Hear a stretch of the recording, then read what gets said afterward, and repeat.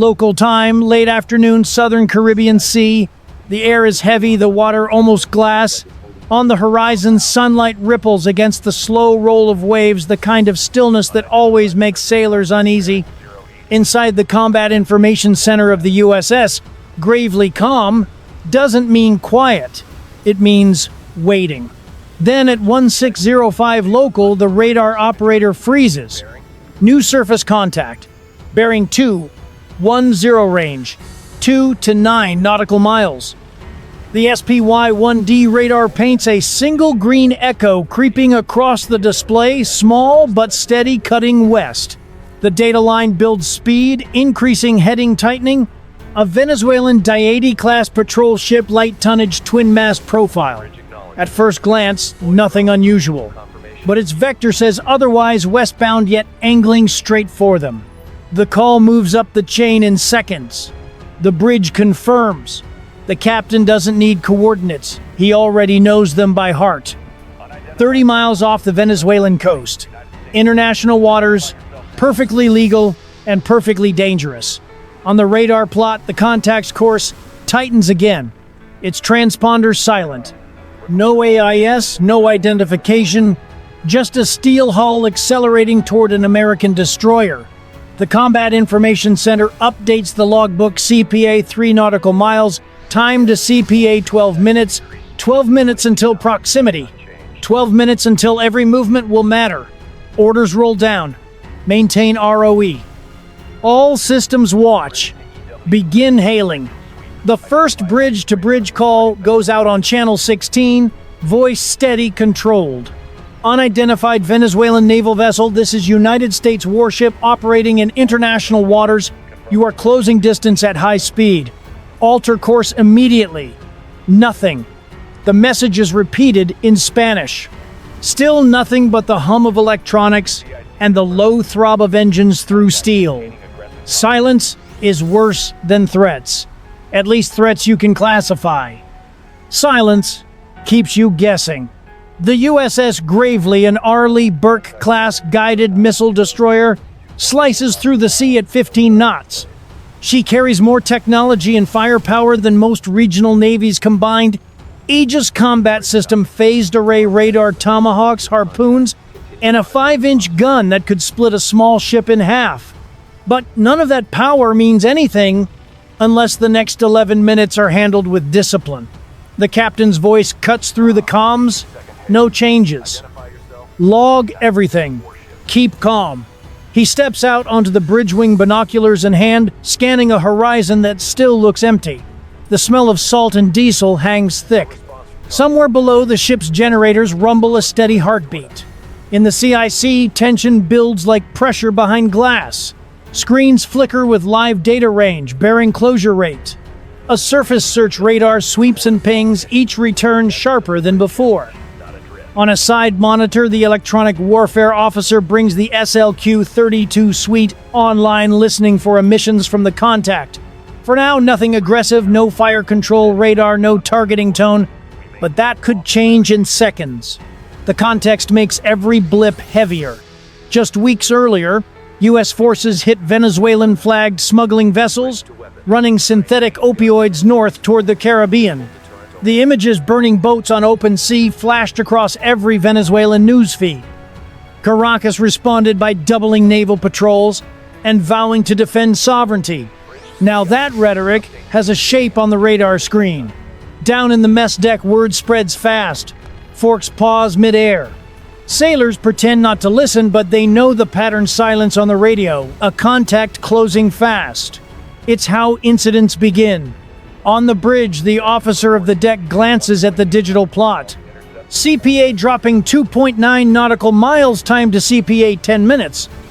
10 minutes to decide whether this is a challenge or a collision waiting to happen. Outside, the light is shifting amber sun, sliding toward the horizon, painting the sea copper. In that glow, the horizon seems infinite, but the radar doesn't lie. The contact is real and it's coming. Update, the captain calls. Bearing constant, range decreasing. Speed 2 to 2 knots. Intent appears deliberate. He nods once. Very well. Maintain course. Bring the Seahawk crew to standby. Somewhere aft, the rhythmic thump of rotor blades begins to echo through the hull, slow at first, then faster. Not launch orders yet, but readiness. A visible reminder that presence itself can be a weapon. In the CIC, the plotter draws a red ring on the display, the 3-mile danger zone. Everyone can see it now. A collision course straight and true. No one speaks. The only sound is the hum of radar, the whisper of ventilation, and the soft click of the logbook pen. 11 minutes until steel meets steel or professionalism wins the day. The radar contact doesn't flinch. At 1608 local, the CIC reports a change in tone. Sierra 214 increasing speed to 2 knots, bearing constant range decreasing. CPA now 2.6 nautical miles. Every word tightens the room. The contact isn't just closing, it's testing them. The captain steps closer to the bridge, windows, binoculars steady against the glare. The sea remains deceptively calm, the kind of smooth that swallows sound. No hull yet, just a thin gray line on the horizon. But the data doesn't lie. The Venezuelan ship is coming in hard. He speaks softly, but the entire bridge hears it. Maintain ROE. Stay on channel 16. Record everything. The officer of the deck nods, keying the mic again, his tone even. Unidentified Venezuelan vessel, this is United States Warship Gravely. You are closing distance at high speed. Alter course immediately. Nothing. Just static. Try Spanish. Buque de guerra de Venezuela aquí, el buque de guerra de los Estados Unidos. Está acercándose a gran velocidad. Cambie su rumbo inmediatamente. Silence. The lack of response is a statement all its own. Caracas might call this routine patrol. To everyone aboard the Gravely, it feels like something else entirely a push. The electronic warfare officer leans forward, eyes locked on his console. Receiving emissions, low-power surface search radar from target. No fire control tone yet, but they're scanning us. The SLQ-32 suite hums quietly as it records every frequency, every sweep. That data could become evidence later. Washington, the UN, or the next operational briefing. The bridge light dims automatically as the sun sinks lower. Shadows cut across the consoles, painting the CIC in faint blue and red glow. Every heartbeat feels synchronized with the radar sweep.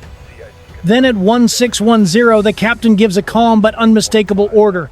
Prepare for visible deterrence. Launch the Seahawk. Presence not provocation. Aft the hangar bay bursts to life. Sailors in cranials and float coats run through the pre-flight checklist. The MH-60R Seahawk call sign Night 21 sits on deck engines whining. Its twin General Electric T700 turbines spool up fast. Rotor wash kicks salt spray across the stern. In the Combat Information Center, the operator marks a new timestamp aircraft. Launch 1612 local. The Seahawk lifts into the heavy Caribbean air banking wide starboard to avoid the ship's exhaust plume.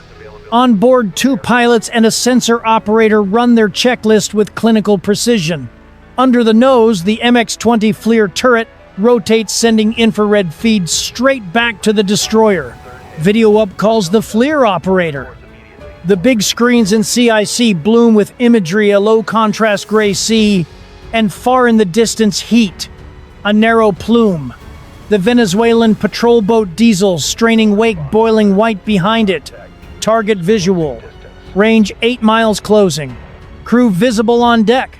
The Seahawk banks lower, circling just wide enough to remain non-threatening but obvious. The camera zooms on the Venezuelan vessel's forward gun, an Otto Malara 76mm common on regional patrol craft. Its gun cover is off. The Gravely's captain doesn't blink. Maintain orbit. No overflight. Begin light signaling. Seconds later, a brilliant green pulse flashes from the Seahawk's sensor pod, a non-lethal laser used to signal visual contact. It splashes across the Venezuelan bridge windows. In sunlight, it's impossible to miss. Down below, Venezuelan sailors shift uneasily. Through FLIR, their movements appear as bright silhouettes. Some stand near the gun mount, others wave toward the aircraft. Are they acknowledging, mocking? It doesn't matter. Every frame is being recorded, geotagged, time-stamped. Inside the CIC, the radar data shifts again. Contact steady, bearing still closing. Range 2.3 miles. CPA under 2. Time to CPA 7 minutes. No one speaks. The only noise is the low murmur of consoles and the faint rattle of deck plating under strain. The crew knows what happens if the Venezuelan ship doesn't turn. 2 steel hulls this close at these speeds, one bad calculation and it's a collision. Status on the helo: stable orbit 1,000 feet off their beam. No fire control detected. The captain exhales slowly. He's been here before too many times. He knows restraint is power, but restraint can feel like standing still while someone aims at you. Maintain presence, he says. They want a reaction. We'll give them professionalism. Outside, dusk bleeds across the horizon. The sea, once gold, turns gunmetal gray. The 2 ships keep closing, silent adversaries separated by miles that feel like inches. The Seahawk circles again, cameras recording blades slicing humid air. The standoff tightens. CPA 2 miles. Time to CPA 5 minutes. Every sailor knows what that means. One wrong move and an international incident begins. One radio burst, one misread maneuver, and the Caribbean turns from calm to crisis. The sea holds its breath. The radar hums like static tension. In that moment, discipline is all that stands between vigilance and disaster. The moment finally breaks. At 1616 local time, the radar operator's voice cuts through the quiet. Contact altering course, slight starboard turn. Speed decreasing to 1 to 8 knots. The captain doesn't celebrate, doesn't exhale, he just nods. Maintain eyes. Confirm deviation. The CIC verifies the change. CPA widening 3 miles, now 4. The red ring on the digital plot begins to fade. That's the first real sign of de-escalation. But procedure doesn't stop because of good news. The USS Gravely keeps every sensor locked. Cameras roll. Logs stay open. Then over VHF a crackle. A male voice with a thick accent breaks the silence. U.S. Warship. This is Venezuelan naval vessel conducting sovereign patrol duties near national waters. We are operating within our zone. It's not hostile, but it isn't friendly either. It's theater transmitted for the record. The Gravely's captain replies in his steady, formal cadence. Venezuelan vessel, this is United States Warship Gravely. We are operating in international waters in accordance with international law. Your unsafe maneuvers have been recorded. Pause. No response. Just static. Then the line goes dead. That's fine. The message has landed. Outside the ocean, swallows the sound of engines as the Venezuelan patrol ship angles off, wake shortening behind it. From the air, the MH-60R Seahawk tracks the move in infrared, watching the vessel settle into a parallel course several miles away. Crewmen once clustered near the gun mount now drift aft, hands visible, weapons unmanned. Their body language says what their radios won't. It's over. CIC confirmed distance. Contact now. 4.8 nautical miles and widening. CPA increasing. The Seahawk circles one last time for evidence capture. Its MX-20 FLIR turret sweeps across the Venezuelan deck, recording the relaxed posture of sailors, the engines throttling back the absence of any targeting radar. Then it banks toward home. Rotor blades shimmer in the dusk as the helicopter glides down to the destroyer's flight deck. Touchdown confirmed at 1622. The crew works fast, rotors full, deck chains, tighten systems, power down. The last echoes of the standoff fade into the wash of evening waves. Back inside the Combat Information Center, the tone changes. Calm again, but focused. The operations officer reviews the playback, every hail, every radar return, every second of infrared footage. It's not just routine documentation. It's ammunition for the information, war proof of restraint, professionalism, and legality. The captain stands behind him, arms folded. Send the event report to Fleet Command. Mark it under Gray Zone Encounter Category 3. Yes, sir. Gray Zone Encounter. The phrase says everything. Not open conflict, not peace either. A deliberate act designed to test nerves to create tension without crossing the threshold of war. Venezuela's pattern fits the playbook: close approaches, radio, silence, aggressive posture, then retreat. It's asymmetric presence, a doctrine built not on firepower, but on proximity and political theater. The goal isn't victory at sea. It's headlines, footage, and domestic pride, to show that they can push back even for a few tense minutes. For the United States, the playbook is the mirror opposite professional restraint: warn, record, outlast. Make the confrontation public, but controlled. That prove that American crews can stare down a provocation and never lose composure. In Washington, analysts will later fold this incident into a broader trend: Caracas, flexing after U.S. interdictions of cartel-linked vessels earlier that month. The message behind every maneuver is the same: pressure without fire assertion, without consequence. It's dangerous precisely because it thrives in the gap between diplomacy and combat. The USS Gravely logs the final data: contact diverged CPA, 5 nautical miles, disengaged 1620 local. The captain gives his final order: secure from condition 2. Keep an extra watch on their wake. They might shadow us through the night. Above the deck, the Caribbean sky bleeds into violet. The destroyer's lights blink faintly against the horizon. For the sailors topside, the adrenaline fades, replaced by quiet pride. They didn't flinch. They didn't provoke. They held the line exactly as trained. Because in the modern sea battles that never quite happen, discipline is the sharpest weapon the U.S. Navy has. And yet everyone knows this won't be the last encounter. The Southern Caribbean is crowded smuggling routes, disputed zones, and nations eager to prove relevance. Every radar contact could be another test, another political message written in steel and wake foam. For tonight, calm returns.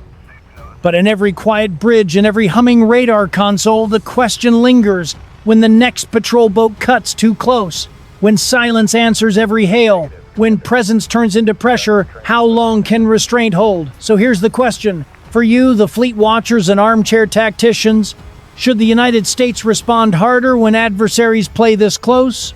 Or is calm restraint still the smartest weapon in these waters? Drop your thoughts below. I read every one.